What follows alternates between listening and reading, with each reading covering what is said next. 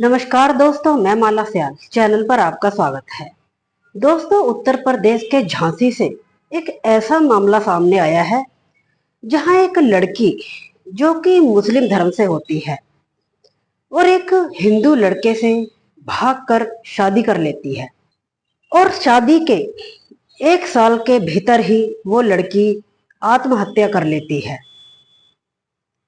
एक तरफ जो उस लड़की का मायका पक्ष होता है, अब उनका ये कहना है कि हमारी लड़की को मारा गया है, उसकी हत्या हुई है, उसे मानसिक और शारीरिक यातनाएं दी गई थी। और दूसरी तरफ जो ससुराल पक्ष होता है, उनका यही कहना है कि बहू ने आत्महत्या की है। तो चलिए दोस्तों, इस घटना को विस्तार से जानते हैं कि आखिरकार पूरा मामला क्या है, इस घटना के पीछे की पूरी सच्चाई क्या है। दोस्तों, आज का ये जो मामला है, आप जब पूरी घटना को सुनेंगे, सुनकर हैरान हो जाएंगे। तो चलिए करते हैं शुरुआत। उत्तर प्रदेश का झांसी, वहीं का एक मोहल्ला लगता है अलीगोल खिड़की। इसी मोहल्ले में रहने वाली 21 वर्षीय महक महक अपने परिवार के साथ रहती है। दरअसल महक एक मुस्लिम धर्म से होती है। परिवार में सब कुछ बढ़िया चलता है और वहीं जो महक है, महक के ही पड़ोस में एक परिवार रहता है। उस परिवार में एक लड़के का आना जाना होता है। लड़के का नाम होता है विवेक अहिरवार। लड़के का आना जाना होता है और वहीं पे एक लड़का होता है जिससे अच्छी खासी दोस्ती होती है और दोस्ती के ही चलते उसका काफी आना जाना होता है। यहीं से जो महक होती है, महक की विवेक से जो नजरें मिलती हैं, एक दूसरे के नजदीक आते हैं, मुलाकातें होती हैं और मुलाकातें जो कि धीरे धीरे प्यार में बदलनी शुरू हो जाती हैं। और वहीं जब दोनों स्ट्रॉन्ग रिलेशनशिप में आ जाते हैं तो महक अपने परिवार में शादी की बात करती है, लेकिन जो घर परिवार के लोग होते हैं शादी से मना कर देते हैं, क्योंकि लड़का जो होता है वो हिंदू धर्म से होता है और लड़की जो कि मुस्लिम धर्म से होती है। अब परिवार के लोग इस शादी से मना कर देते हैं और महक एक दिन मौका पाके अपने घर से भाग जाती है विवेक के साथ। घर वालों को जब पता चलता है तो महक की तलाश करते हैं। उसे काफी ढूंढा जाता है लेकिन उसका कुछ अता पता नहीं चलता।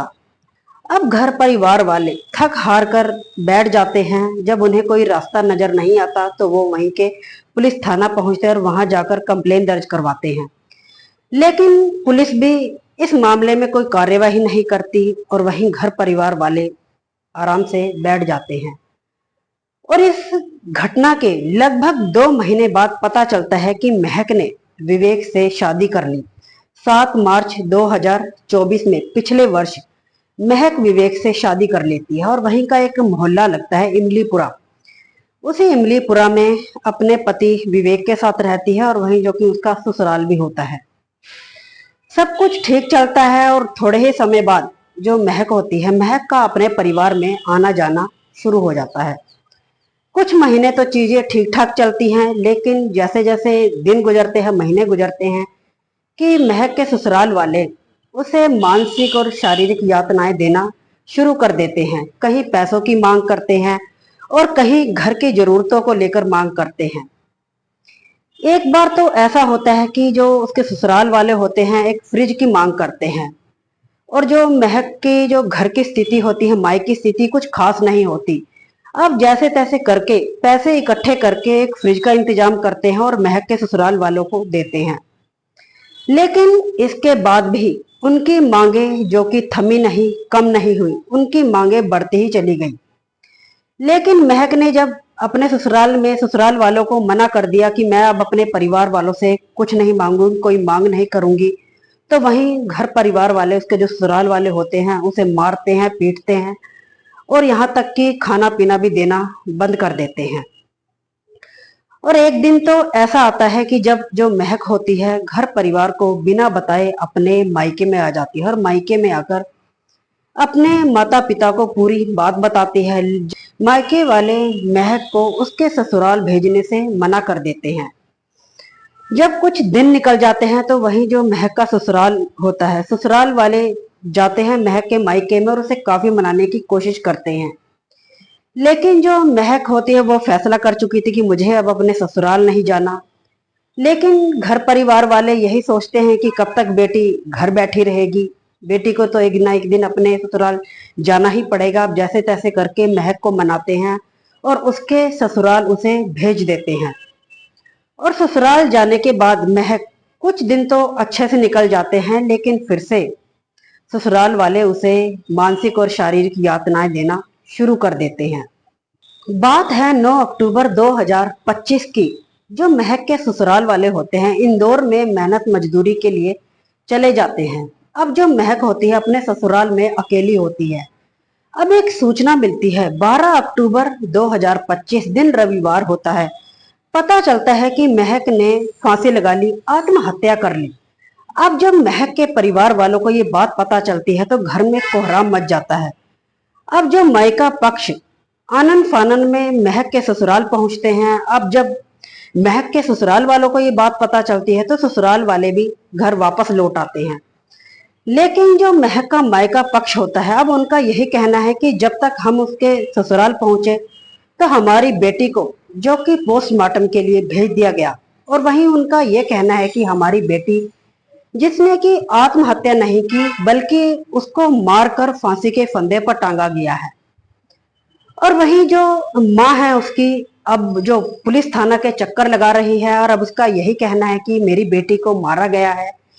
लेकिन जो ससुराल पक्ष के लोग हैं अब उनका यही कहना है कि जो महक है उसने खुद को फांसी लगाई है, आत्महत्या की है। लेकिन कहीं ना कहीं जब पुलिस उसके परिवार वालों को, जो ससुराल पक्ष होता है, उन्हें गिरफ्तार करती है, उसके पति को, विवेक को, और उसके जितने भी सास ससुर होते हैं, घर परिवार वाले होते हैं, जब विवेक से पूछताछ की जाती है तो वो यही बोलता है कि जो महक थी वो परेशान थी, चिंता में थी, इसी के चलते उसने फांसी लगाई है। लेकिन जो महक का भाई है उसका यही कहना है कि जो चिंता का कारण था वो तो विवेक ही था और उसके ससुराल वाले हैं। अब चिंता का जो भी कारण था, अब चिंता देने वाले भी उसके ससुराल वाले ही हैं। अब इन्हीं चिंताओं से परेशान होकर डिप्रेशन में रहते हुए महक ने फांसी लगाई है। लेकिन कारण तो उसका ससुराल पक्ष है।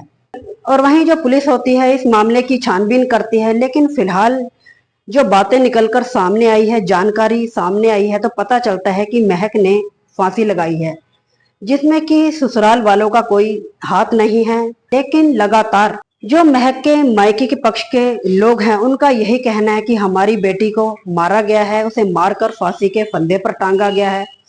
आए दिन हमारी बेटी को मानसिक और शारीरिक यातनाएं दी जा रही थी। आए दिन कभी पैसों के लिए, कभी घर की सामान की जरूरतों के लिए उसे परेशान किया जा रहा था। हमारी बेटी जो कि डरी हुई थी, डर के चलते वो किसी को अपनी बात नहीं बोल पा रही थी और वहीं डिप्रेशन में रहकर इन घर वालों ने, उसके ससुराल पक्ष वालों ने उसे मारा है और यही उसके हत्यारे हैं। तो दोस्तों, आज की घटना कहानी सुनाने का उद्देश्य किसी का दिल दुखाना या किसी को परेशान करना नहीं है, बस आपको जागरूक करना है कि दोस्तों एक 21 वर्षीय लड़की जो कि मुस्लिम धर्म से होती है, एक हिंदू लड़के से उसे प्यार हो जाता है। प्यार के चलते ही दोनों शादी कर लेते हैं।